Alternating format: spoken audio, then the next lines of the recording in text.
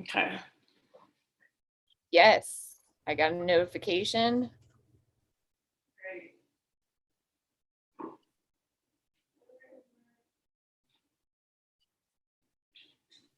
Where is my iPad? When I need you. Okay. Oh, it's right here. It was Yes, right in front of my face. I got a notification. That's hilarious. It was like right here, right on the counter. Okay. Great. All right, let me turn this off because I can't keep hearing myself. Okay. So. A screenshot. Woohoo! Yeah. First, PDN Talks. Really excited into it. Yeah. With me and Tara. Yeah. Okay. So for everybody, thank you for joining. My name is Nikki St.John. I'm the creator of Pole Dance Nation. I'm also the author of the fictional book Pole Dancer, which got this all started. Make sure you check out Pole Dancer on Amazon. I also teach twerk. I am a stripper, exotic dancer, whatever you want to call it. I do that too.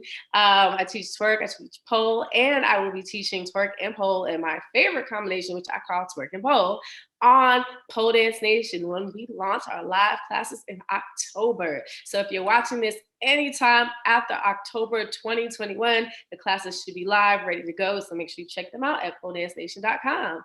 And Tara, why don't you tell us a little bit about yourself? Hello, I'm Tara Loney, and I am a traveling pole dancer, and I also host a podcast called The Aerial Hour, where I interview people all around the country about how they build and sustain their businesses. So currently I am in Wyoming, hanging out in my RV and headed just down the road, and currently working on some new episodes to release. So watch out for them at The Aerial Hour.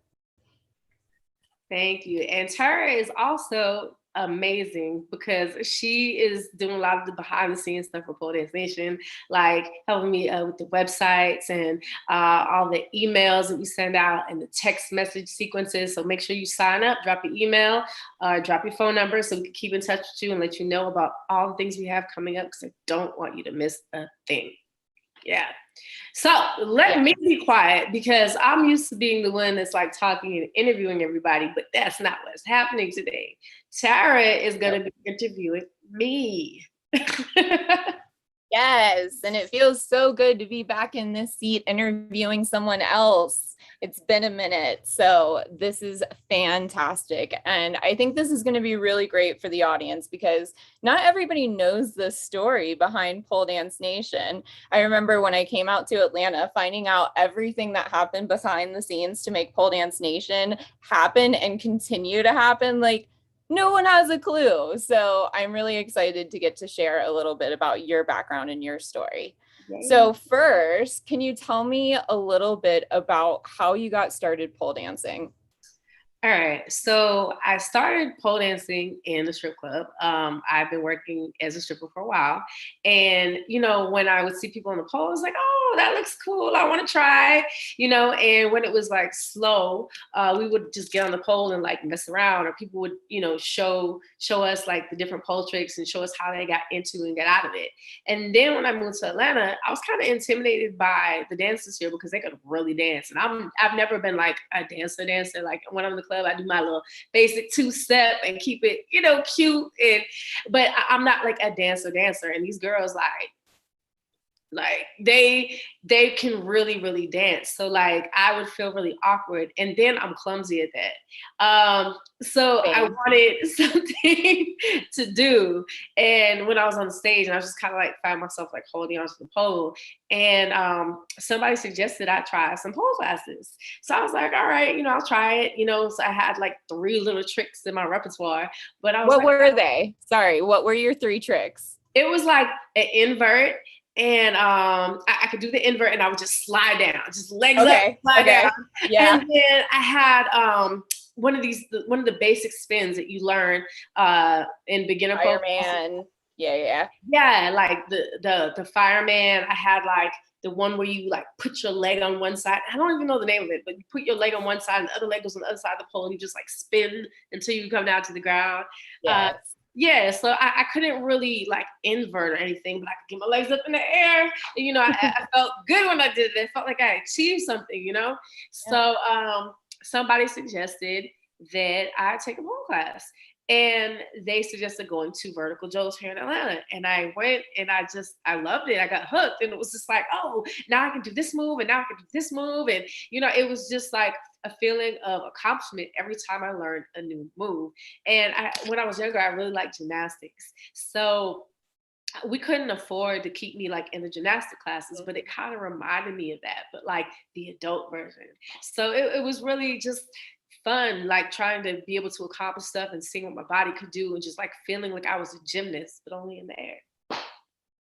Yeah. What year was it when you moved to Atlanta? It was a while back. It was a while back. Yeah, that's awesome. And so at some point you decided, I'm going to write a book about this, right? Like, how did this happen? How did you decide I'm going to sit down and write this amazing book that's actually pretty thick? Like, if you look at it, it's a real book. So how did this all come about? Okay, so Vertical Joe's they were involved with some type of pole competition. Like I think they were hosting the pole competition at their studio. And Joe was like, oh, Joe Firestarter, who's the owner of Vertical Joe's, for those who don't know, she was just like, yeah, we're having this pole competition. And I was like, oh yeah, I want to sign up. I was very competitive, and I don't know what made me think that I could sign up being 3 months in. Wait, I do remember now. They had 3 months in? Yes. 3 months? I was 3 months in, but they had a beginner's division. So I was like, okay, I could do a beginner, because I was one of those type of people that like I was picking it up pretty quickly. And it's also because I was doing it every night at work. So I had plenty of time to practice. So I was just like, okay, well, let's go ahead and do this. But then I found out that I couldn't enter as a beginner because in this competition, if you technically earned your living as a pole instructor or even a stripper, then you had to be in the professional division, which, I thought was kind of unfair because if I just started pole classes, there's no way that I can do the same type of tricks that someone who's an instructor is doing, or someone who owns a pole studio who's been doing this like forever. So yeah, I was just like, okay, well, I had already signed up, and then I just went ahead and went through with it.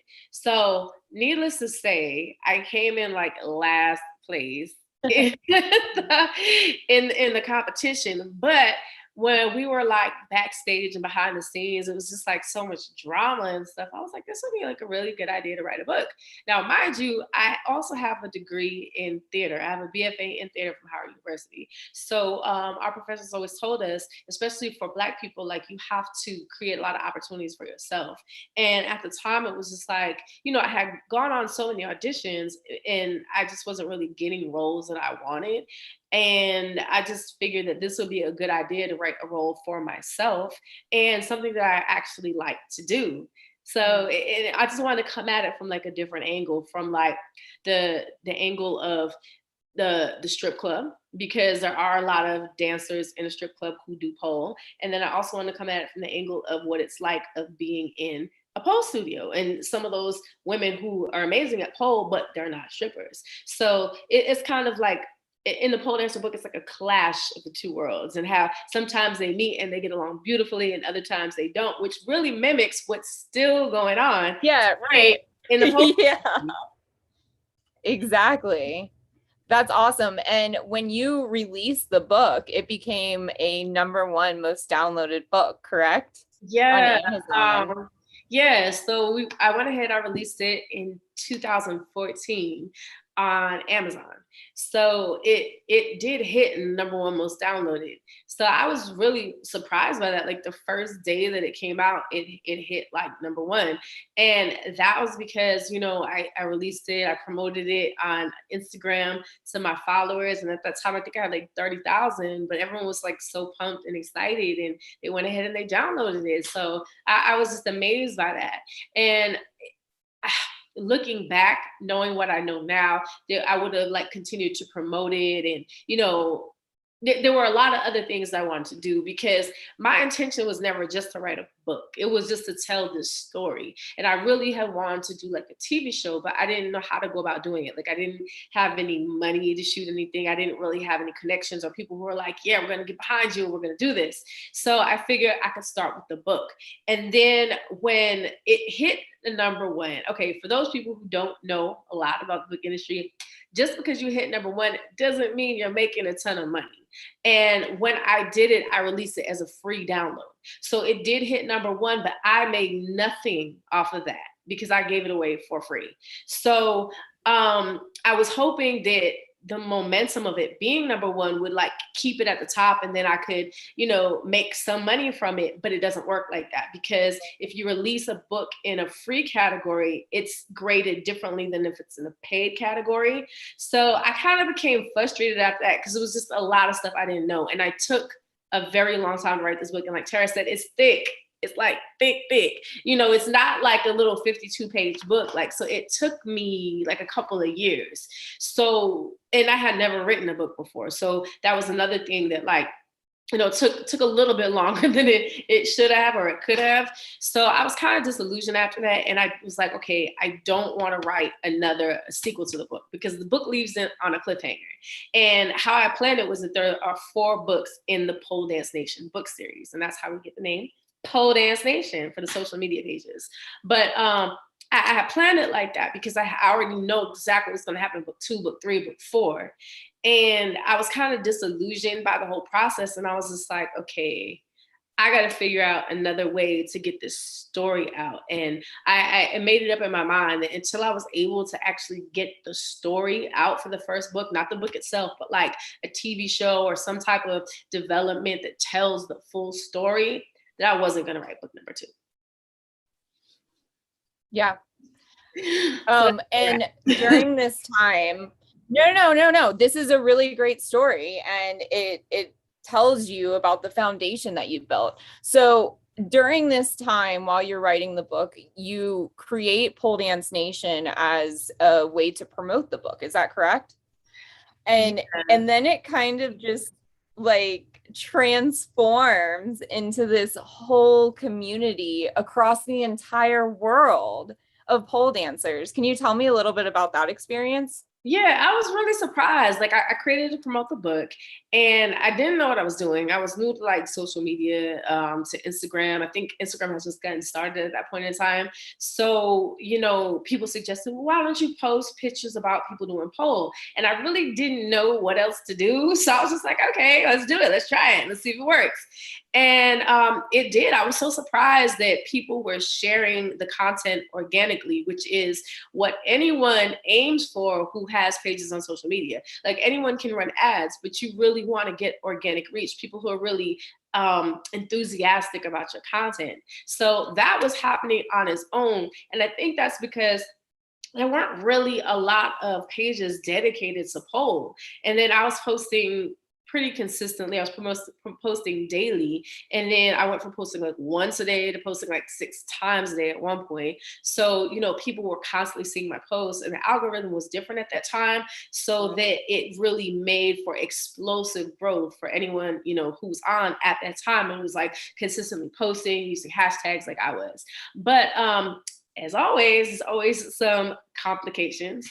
And, while my audience is growing, I'm continuing to promote my book. And the voices of the people who did not want to see my book just became louder and louder and louder. And, people threatening to unfollow me if they saw another post about my book.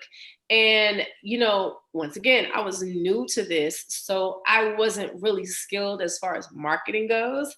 Now that I know a lot more, I would have done it differently. So for anyone out there who's watching, who has like a product that they're trying to promote, never stop promoting your product just because there are certain people that don't like it. Find the audience that is enthusiastic about what you're trying to promote. And then when you find them, find interesting ways to reach them, because one of the things I was doing was a mistake. I was just posting like the same thing over and over, like a copy of my book. So, you have to find ways to make your post interactive and still shareable and get people excited about it, and get creative with a post so it doesn't just look like a flat out ad. Right. It's a lot to keep up with. It is a lot to keep up with, and especially like how much the platforms have changed. Instagram, it used to be something that was easy to navigate and easy to get your content out, and now with shadow banning and everything, it's so much more difficult. But it is so important to, if you do have a product, continuously promote it and get people engaged with it.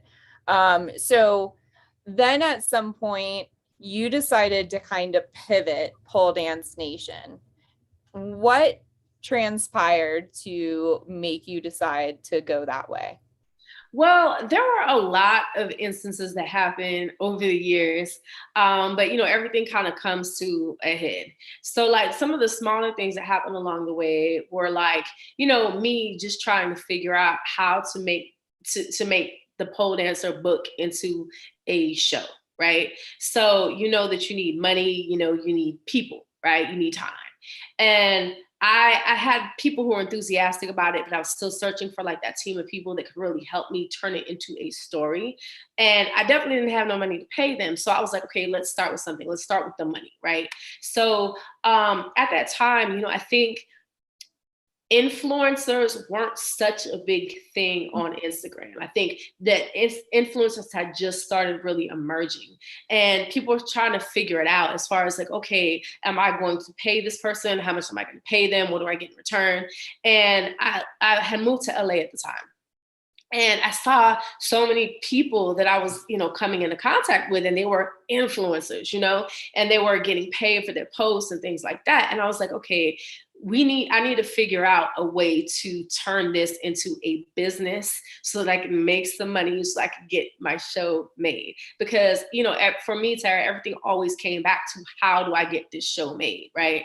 So at that time, living in LA, I know you've heard a lot of horror stories about starving actresses, actors, whatever. And when I moved out there, I didn't really have a base like I did down south. Like I had a club to work at, and in LA, I kind of went out there blind. Like I had one club that I worked at, and that club was only open on Sundays. So it was very difficult for me financially. And I remember my phone had got turned off. And I was like, what?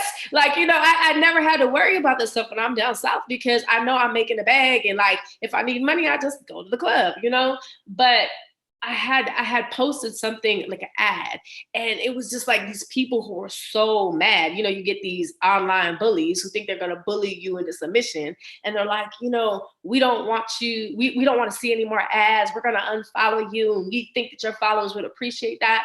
Not even realizing I needed to run some ads so I could turn my phone back on so I could continue posting, and it was just like, right.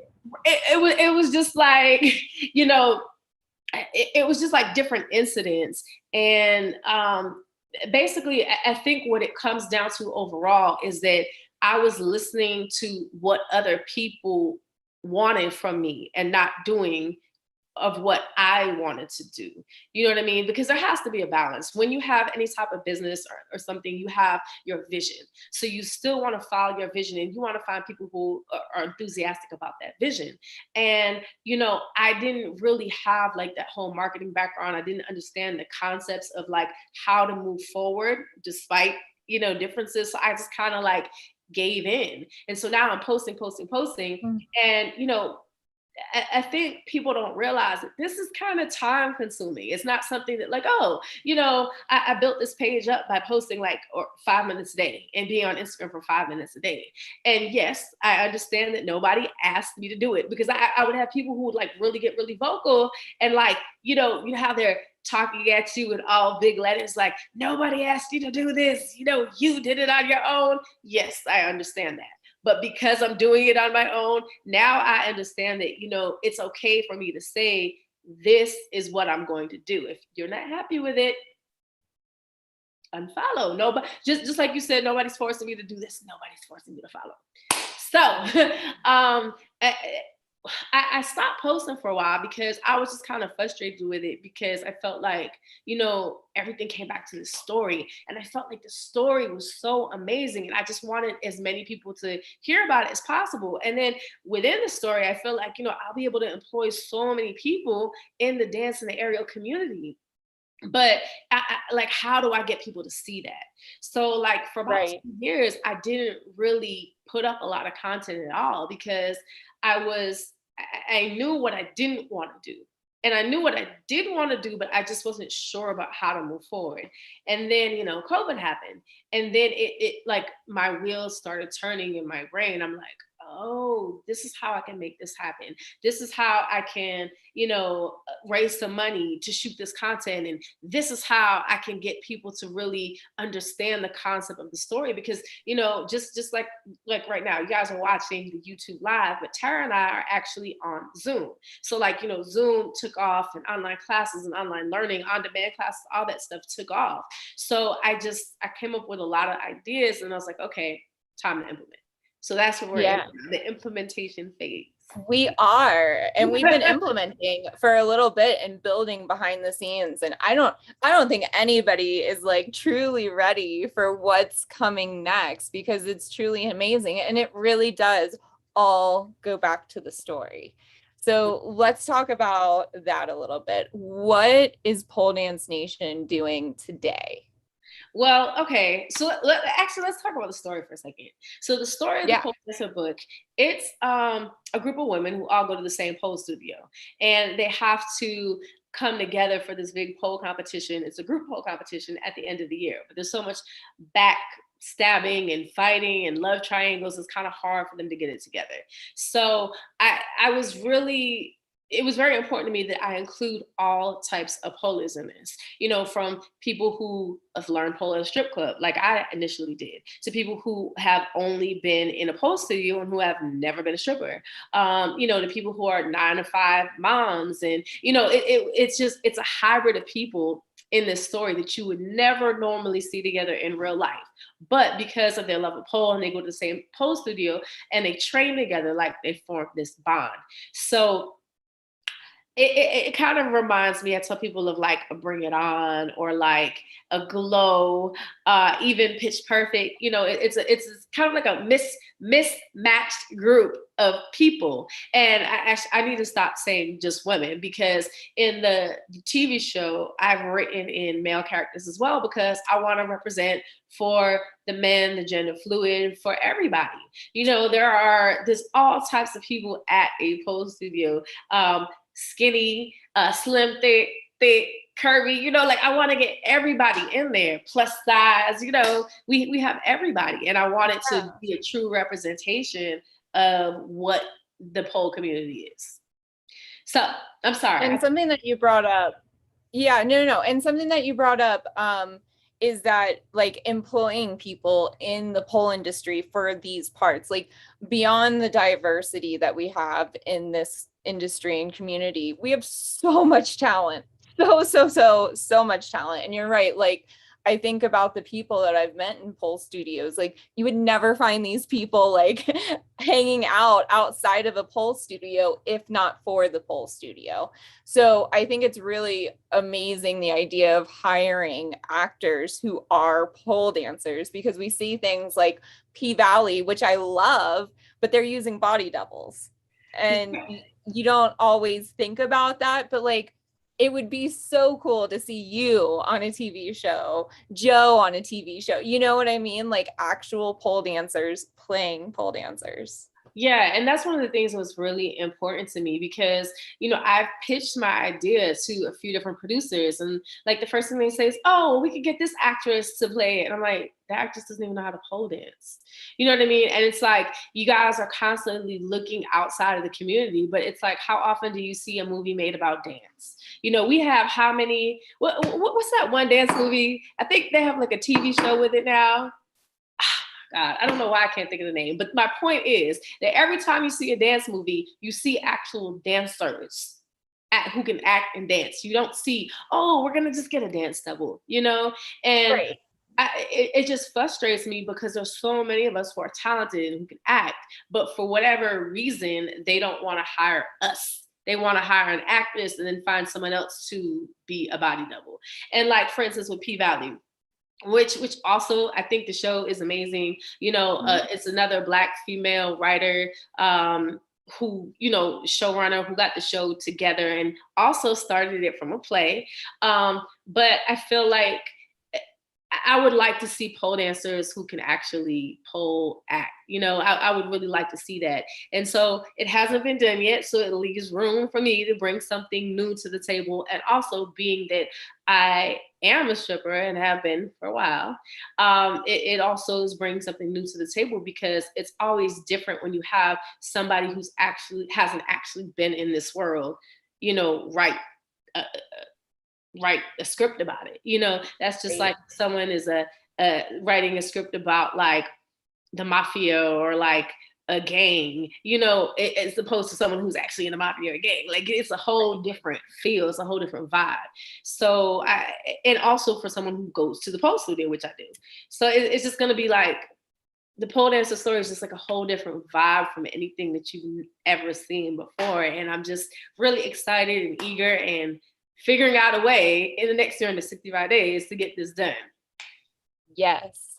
So excited for it. And there's going to be so much that you can do to get involved with the story as well, which I'm really excited to talk about.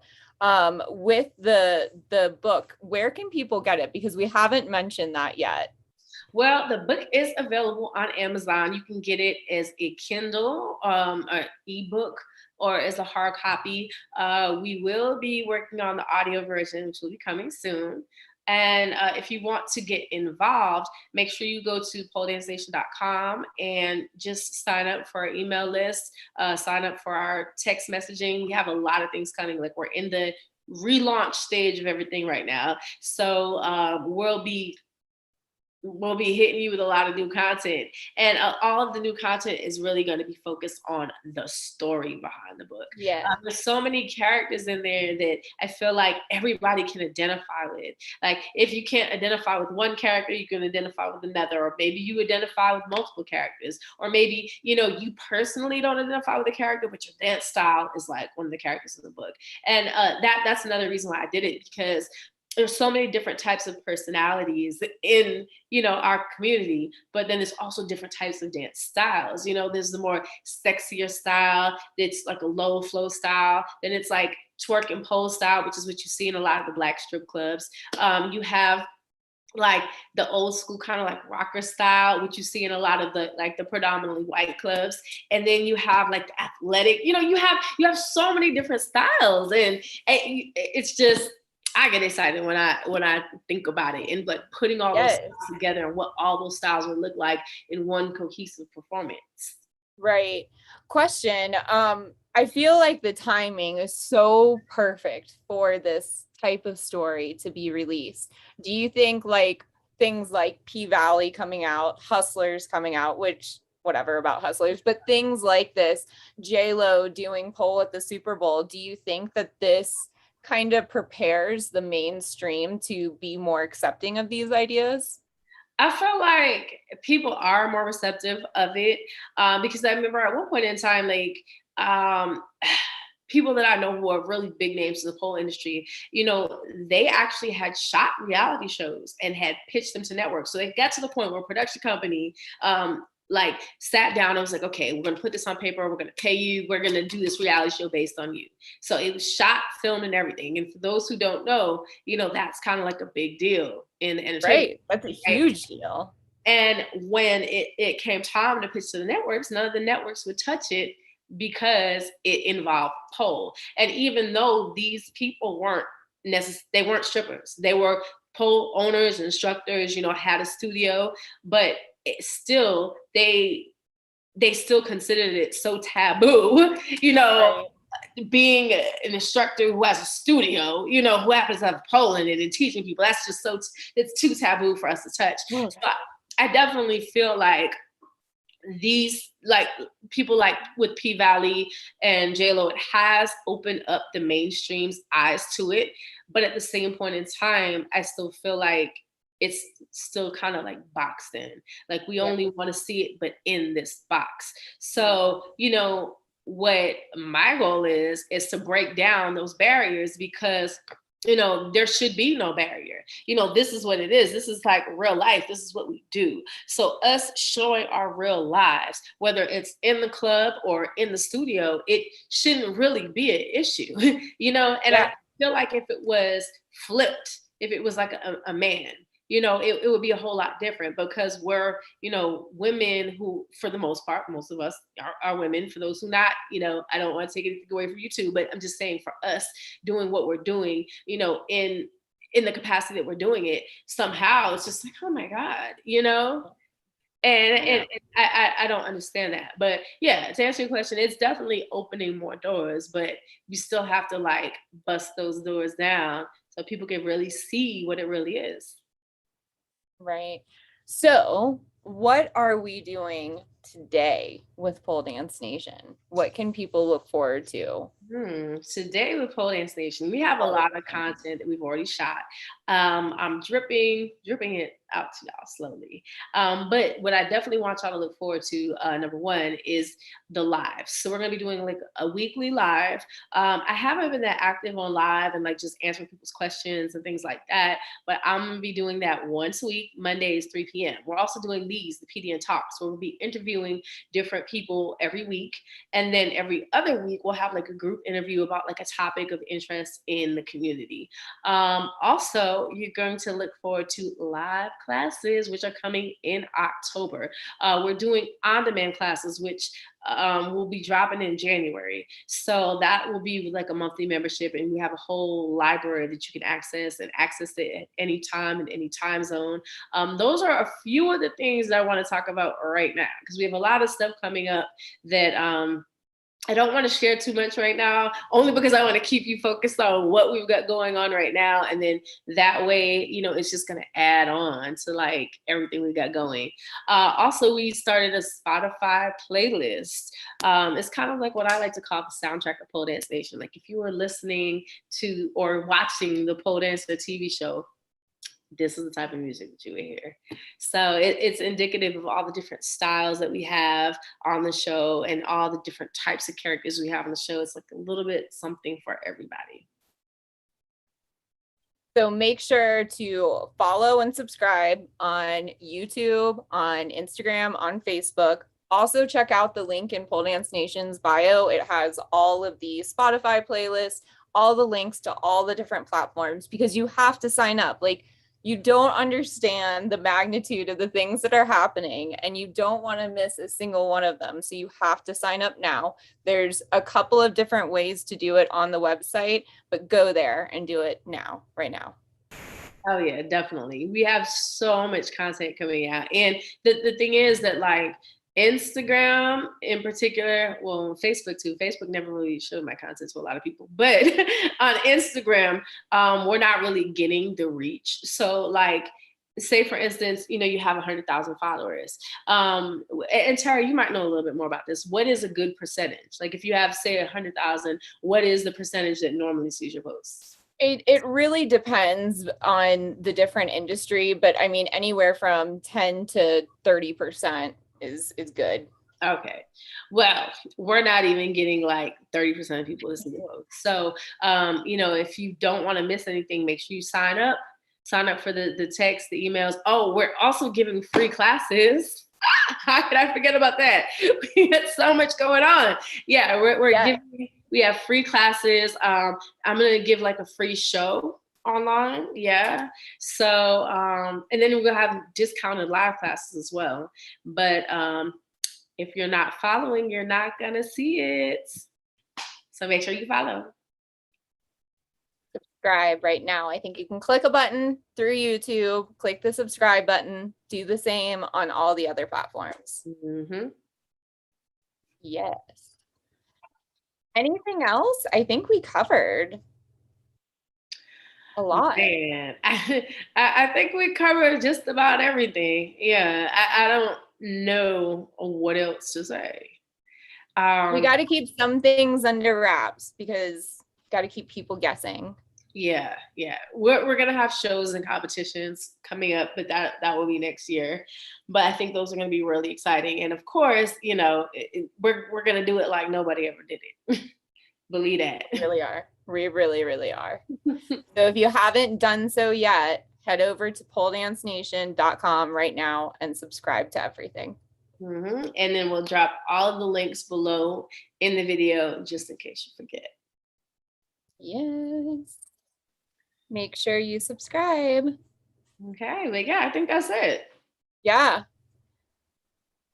Thank you guys so much for joining us. This is so much fun. It felt so good to talk to another person that's not my spouse. So thank you for getting me on here and allowing me to interview you. Well, thank you, Tara. I appreciate it as always. And everybody, if you love Tara, you got to check out the Aerial Hour. She interviews a whole bunch of people in the aerial community. So, including Nikki. So watch out for her episode too. That's me. All right, everybody. Thank you for watching. Bye.